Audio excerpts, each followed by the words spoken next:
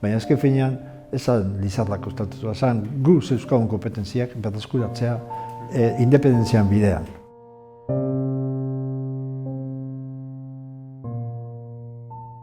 Gure helburua zen berreskuratzea, honek Madriletik kendu ziguten gure gu zeuzkagun orduan kompetentziak, gure ohiturak hori berreskuratzea, ezta? Cánovas de Castillo eta bestia zen Partero. Horrek kendu ziguten, gu zeuzkagun eskubide guztiak kendu ziguten, eta egun urte betetzean orduan, eta gu horretzik hau antolatu ginen egun hori, ezta? Eta arrazoi bat zen berreskuratzea hori, ezta?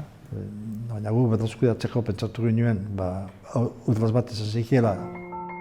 Lizarrako estatutua ata zuten, proiektua esan zen Social Estudios Vascos, baina gero hori bultzatuta eta zuena esan ziren udaletxeak, udaletxean elkartasunak, zatik elkartasun horrek eman zioten indarra eta herriaren sinismena, eta legitimatuta zegoen olako proiektua aurrera atatzeko. Eta gutako eredua zen.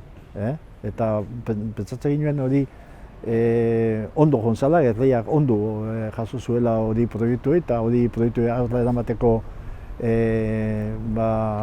urratsak, eta guk hori pentsatu genuen. Baina guretako zen urratz bat, zatik guk pentsatu genuen, azken finean pentsatzen genuen independentzia gure herriaren nortasuna eta